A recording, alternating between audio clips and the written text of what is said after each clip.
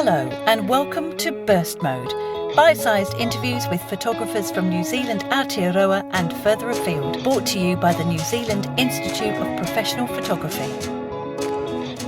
My name is Lucy Cooper.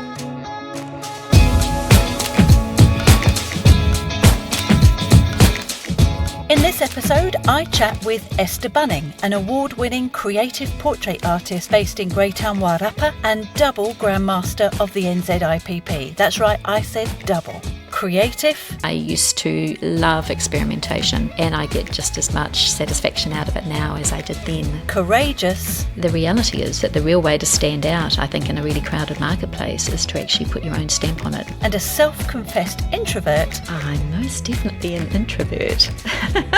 Esther is a visionary photographer who blends technical excellence with artistic boldness to produce exquisite visual stories. So sit down, relax, and join me for this episode of Burst Mode.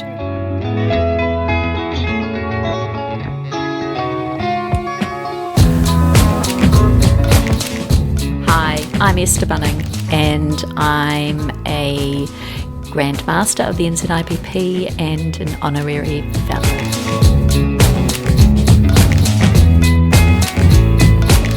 Esther, it's great to be with you, and we've got a bunch of questions we're just going to whip through, or take your time, whatever suits you.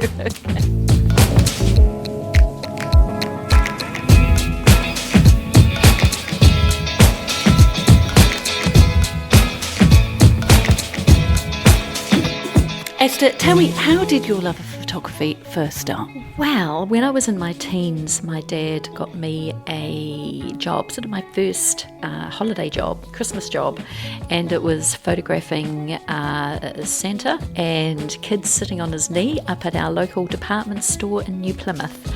So I was sort of thrown in the deep end, really, with my brand new Pentax ME Super and, photographing kids on Santa's knee.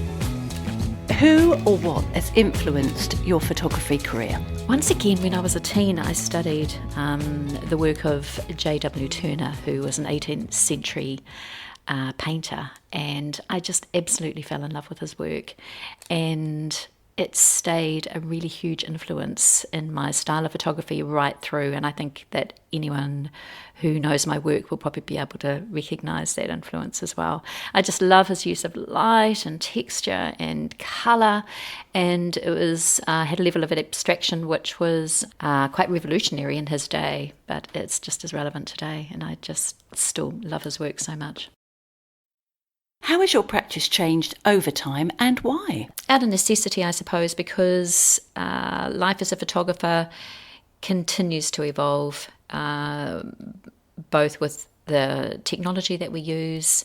When I started out as a photographer, we were shooting 100% film, and I used to spend all of my time in the darkroom, whereas obviously with digital coming in the early 2000s, it's changed to doing my work predominantly at a computer, and it's been able to evolve and change with those times, I suppose. And you're a huge fan of digital and the manipulation that you can, wreak on your photography. You've really embraced that. Has that always been the case? It has, actually. Even when I was shooting film and when I was working in the darkroom, I used to love experimentation, and that has continued through to working in digital as well. Absolutely. And I get just as much satisfaction out of it now as I did then. So I think it's just a matter of embracing the technology and running with it and being open to the possibilities and where it can take us in the future as well. I think that's so important. We tend to get locked into a particular way of having to take a photograph, but that's so not true. It's just open for invention the whole time. Beautifully answered. We are now whipping into question 4. What's the most challenging situation you found yourself in as a photographer, and how did you overcome it or survive it? Probably the most challenging part has been the fact that both Terry, my partner in life and in business, we are both photographers. We make 100% of our income from taking photos, and that is a continual challenge. It has been since I started photography, and it'll probably continue to do so in the future as well. But it's another reason again why we always have to evolve and adapt and to stay relevant, because that's really important. What advice would you give to your younger self? The piece of advice that I would give to my younger self is to just be true to me and what I really love to shoot and how I love to shoot. And to be honest, Lucy, that's something that I've really struggled with my entire career, because it's always been a little bit against the norm, a little bit against the grain perhaps, and I've so often felt like I'm doing something wrong as opposed to following a particular path. And so I would say to myself, just do it. Be true to who you really are, Esther.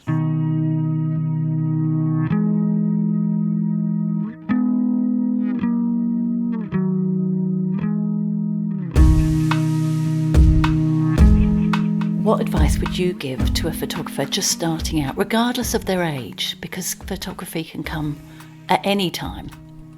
I guess it's following on from that last question, and that just be true to how you want to shoot and the way that you want to take photographs.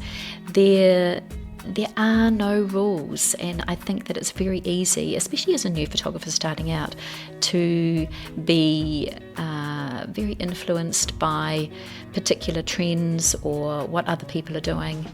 But the reality is that the real way to stand out, I think, in a really crowded marketplace is to actually put your own stamp on it. And the only way that's going to happen is coming from inside you, in the way that you really want to shoot and how you respond to situations and taking photographs with your view. What benefits have you found to belonging to the NZIPP? Do you know, I've been a member of the NZIPP since 1994, and I went along to my first print judging and was completely blown away. And I can still remember so much about that. Even some of the characters who are still around today, who were there at that time. There's been so many benefits, and everything from community and having that connection, which of course is so important with everything in life. But as a photographer, even though I work with my husband, it's still, you need that connection of other people around you. And I think the NZIPP is an incredible platform to be able to do that. And then so many other benefits as well. Being an ambassador for Nikon came around as a result of being part of the NZIPP, and there's so many opportunities, I think, that present themselves in that sort of environment that you wouldn't necessarily get if you were a photographer working on your own. So I think it's incredibly valuable, and hence the reason that I'm still here. What's that, 25 plus 30 years later. What are some of your upcoming projects? I know that you don't let the grass grow under your feet, so what's coming up? I love my project work. My project work is only a relatively recent thing I've been doing since about 2013, and it's made my work grow and progress probably more than anything else in my photography career, and I've realised the importance of that. I'm working on an ongoing project called The Secret Keeper, which is a very powerful project about childhood sexual abuse and childhood trauma. And I'm working with an artist on that and doing the photography, and it's just been an incredible experience. And I've also got some solo exhibitions coming up, which is really exciting, and I'm looking forward to breaking into different mediums and things like that, and exploring printing my images on fabric more. So yes, there's all sorts of things in the pipeline which I'm super excited about.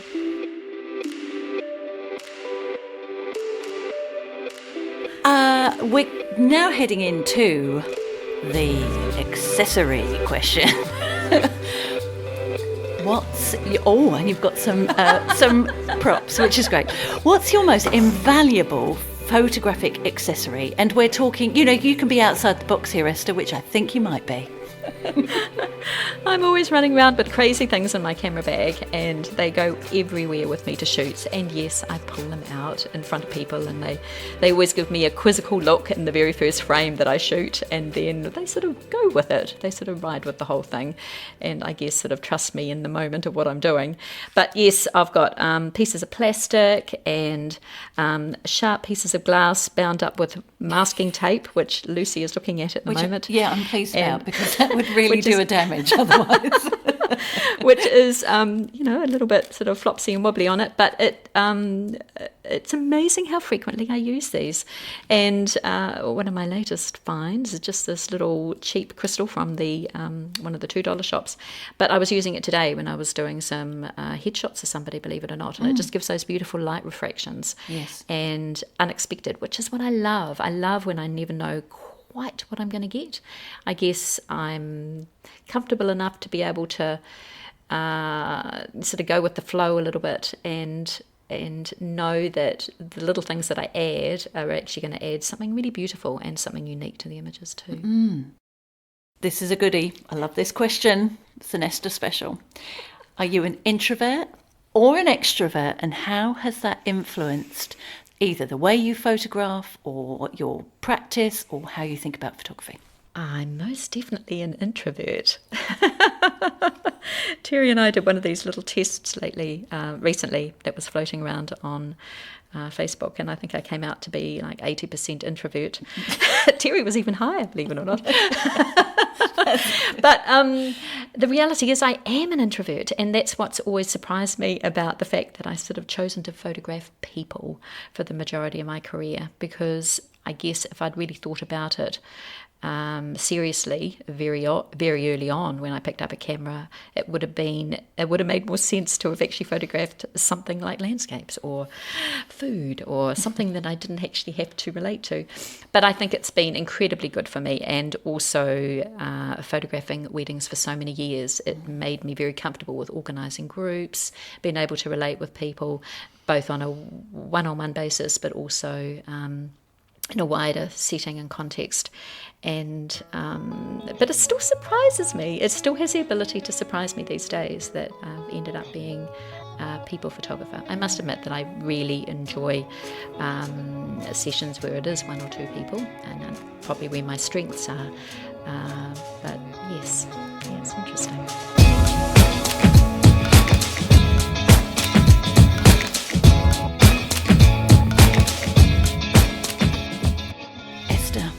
Been a pleasure, as I knew it would be. It's been an absolute pleasure talking to you. Thank you so much. I look forward to speaking to you again, but for now, this has been your time on burst mode. Thank you. Thank you so much, Lucy. You've just been lovely. Absolutely adore you.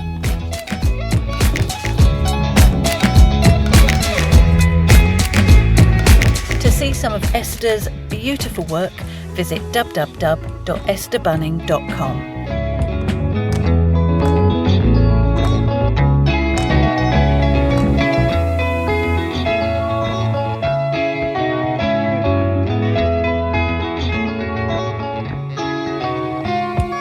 Burst Mode is produced and edited by me, Lucy Cooper, and supported and sponsored by the New Zealand Institute of Professional Photography, the NZIPP. Huge thanks to Catherine Catanach and Esther Bunning for supporting the idea for this podcast, and to Jen Olsen for sourcing the music. The music used in this episode is from the band Broke for Free and is available at freerightsmusic.org. For more information about the NZIPP, visit nzipp.org.nz. You can subscribe to Burst Mode on iTunes and Spotify, or stream straight from the NZIPP website.